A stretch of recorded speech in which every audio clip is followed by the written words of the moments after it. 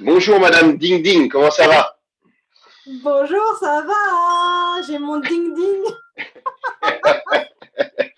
Ah Madame Ding Ding, bon, tu sais ce que ça veut dire, hein? Ding Ding. Das Ding? Ouais, Je das sais Ding. pas. Non, das Je sens Ding. que tu vas m'en... Mais non, mais ça veut dire la chose, tout simplement, mais tu La sais bien. chose? Ah, Oui, oui, oui. parfait. Donc Madame Chose, Madame Chose-Chose. Madame Chose. Alors de quoi tu veux Ah, qu'on parle aujourd'hui, Anne-Cécile? D'ailleurs, je voulais remercier à-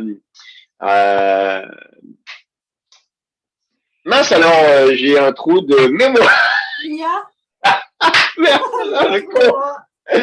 Je voulais remercier Madame Gibler, Ina Gibler, voilà, qui a fait cette proposition de parler du Lebensart. Lebensart, Ou l'art de vivre. l'art de vivre. Ouais, ouais, c'est tout un programme. Oui, tout à Mhm. fait. Et on avait, en pensant à l'art de vivre, on s'était dit, mais de quoi on peut parler? Et on a pensé tout de suite à la table. Hein. Ouais, Ça, c'est une chose importante. Et qu'est-ce que toi, tu pourrais dire par rapport à la France sur l'art de vivre à table? l'art de vivre à table. Écoute, Mhm. c'est très particulier l'art de vivre à table. D'ailleurs, je vais te raconter une petite anecdote. Euh, on avait invité un couple d'Allemands à manger et ça a duré tellement longtemps qu'ils sont plus jamais revenus. Mais bon, ça c'est pour la petite histoire. Ma femme avait fait un super repas italien, mais voilà. Mais c'était sympa. Et après, il y avait un autre couple qui avait beaucoup apprécié, qui a essayé de faire la même chose, mais c'était vraiment sympa. Voilà, d'avoir fait l'effort de faire un peu à la française. Franchement, on avait vachement apprécié. Voilà, comme quoi, Mhm. c'était pas naturel pour eux, mais c'était un super moment quand même. Voilà. Donc, comme quoi, on peut rencontrer très différentes personnes. Alors, pour revenir sur ta question, ben, moi, la table, bon, en tant que Français, ça serait surtout de dire la convivialité quand même. Voilà, c'est avant tout être ensemble, passer un bon moment et apprécier aussi ce qu'on a dans l'assiette. Donc, on est quand même gourmet, on aime les bonnes choses. Donc, on fait attention à ce qu'on a dans l'assiette. On goûte, on prend un bon petit vin qui passe avec. Voilà, on prend aussi le temps. Donc ça, c'est prendre le temps de manger et Mhm. d'apprécier aussi d'être en compagnie avec ses amis ou ses collègues de travail, par exemple. Voilà.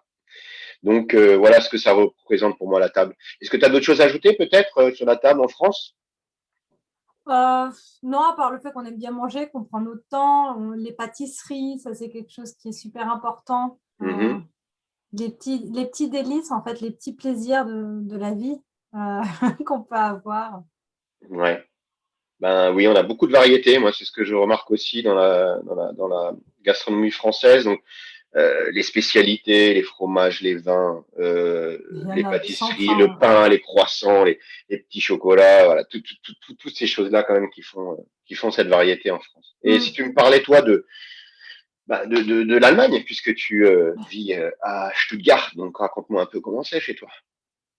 Et ben, de notre côté du Rhin, c'est un peu différent parce que c'est beaucoup plus rapide. C'est-à-dire qu'on se nourrit d'abord et ensuite, si c'est bon, c'est tant mieux.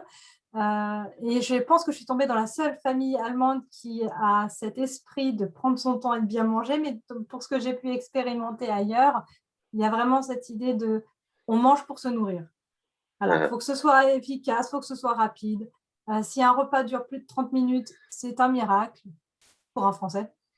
Et il y a l'idée aussi, il y a les imbis. Donc, c'est ces petits, ces petits snack, restaurants ça, où on peut ouais. s'acheter voilà, des snacks, des petits sandwichs avec des roodwurst. Ça dépend. Après, il y a des imbis où on peut acheter du poulet. Enfin, Ouais. et c'est vraiment cette idée de on achète, on consomme sur place debout et on y va. Mm.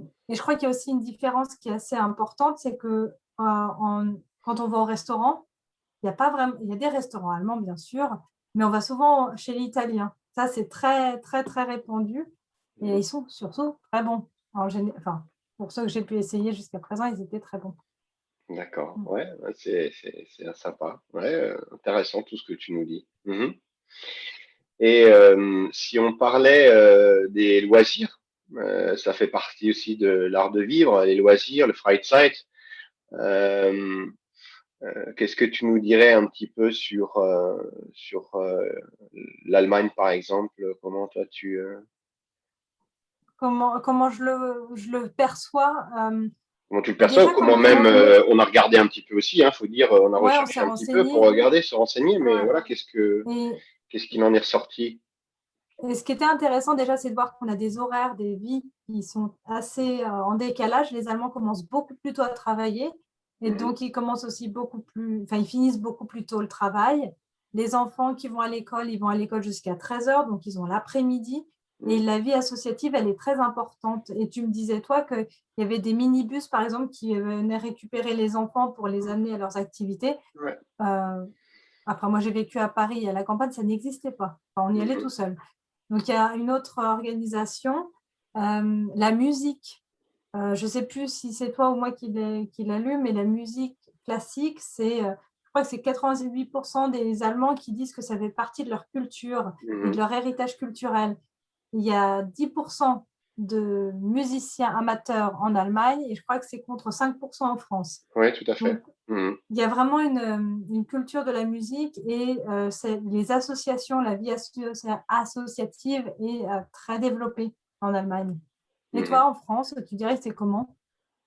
Mais par rapport à mes recherches, par rapport à mon expérience à moi, écoute, moi, ce que je peux te dire, c'est que on a encore une fois une appétence beaucoup pour la cuisine, et ça fait partie eh ben du loisir aussi, parce qu'on aime cuisiner et faire plaisir. Donc, je pense que ça, c'est typique. Je veux dire, c'est très particulier au latin, hein, que ce soit les Français, les Italiens, voire les Espagnols, mais c'est quelque chose qu'on aime faire.